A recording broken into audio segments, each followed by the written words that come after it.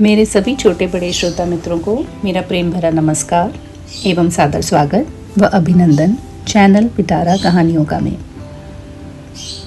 दोस्तों, पिटारा कहानियों के माध्यम से मैं आपको सुनाती हूँ उपनिषदों की कथाएं, जिनकी रचना वेदों की व्याख्या के रूप में हुई और जो बातें हमारे वेदों में जटिलता से कही जाती हैं उन्हें उपनिषद सरल और सहज भाषा में आपके सामने प्रस्तुत करते हैं।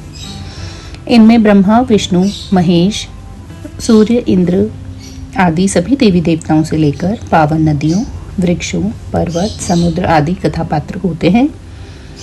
तो दोस्तों, आप भी ज्ञान की इस दिव्य यात्रा में हमारे साथी बनिए, क्योंकि हर गाथा कुछ सिखाती है और हर सीख जीवन बदल देती है। मित्रों, चैनल को लाइक और सब्सक्राइब करें और अपने सुझाव कमेंट बॉक्स में अवश्य दें।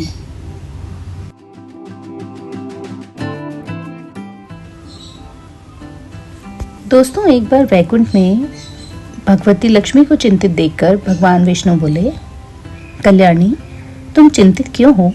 तुम्हारा मुखमंडल भी तेजहीन प्रतीत हो रहा है। क्या किसी ने तुम्हारा अपमान करने का दुस्साहस किया है अथवा हमसे अनजाने में कोई अपराध हो गया है? कृपया बताओ देवी।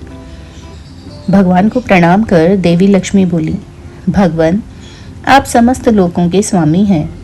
आप ही अंश रूप में विद्यमान होकर सृष्टि की रचना, पालन और संहार करते हैं। आप देवगण, ऋषि, मुनि, नाग, यक्ष और मनुष्य सभी के लिए पूजनीय हैं। आप ही समस्त विद्याओं और ज्ञान के जन्मदाता हैं। आपके चरण कमलों के समक्ष तीनों लोकों का ऐश्वर्य भी तुच्छ है।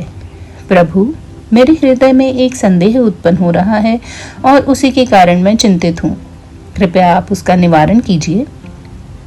भगवान, पृथ्वी लोक जो परम दुर्लभ कर्म भूमि है, लोभ और मोह से ग्रसित हो गई है।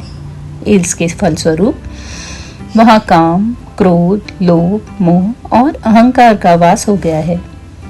मनुष्य आपकी माया से मोहित होकर धर्म कर्म से विरक्त हो गए हैं और फिर ऐसे में उन्हें अज्ञान रूपी अंधकार से मुक्ति कैसे मिल सकती है? भगवान, यह योग माया आपके द्वारा ही रचित है, इसलिए मेरे इस संदेह का समाधान आपके अतिरिक्त कोई और नहीं कर सकता। लक्ष्मी का प्रश्न सुनकर भगवान विष्णु प्रसन्न होकर बोले, कल्याणी, तुम्हारा यह प्रश्न समस्त प्राणियों के लिए कल्याणकारी है, इसलिए मैं इसका उत्तर अवश्य दूंगा।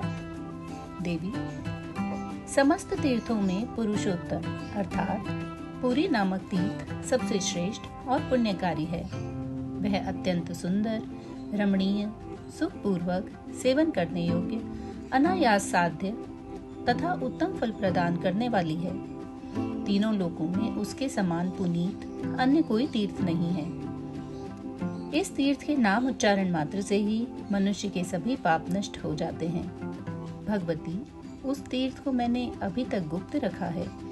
इसी कारण उसके बारे में देवता, दैत्य तथा मरीचि आदि प्रजापति भी भली भांति नहीं जानते। यद्यपि उस तीर्थ की महिमा इतनी अपार है कि शब्दों में उसका वर्णन नहीं किया जा सकता, फिर भी मैं तुम्हें उसके विषय में बताता हूँ।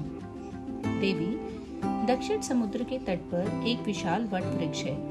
वह वट वृक्ष कल्प का संहार होने पर भी नष्ट नहीं होता। उस वृक्ष के दर्शन और उसकी छाया में जाने से ब्रह्म हत्या जैसे घोर पाप भी नष्ट हो जाते हैं।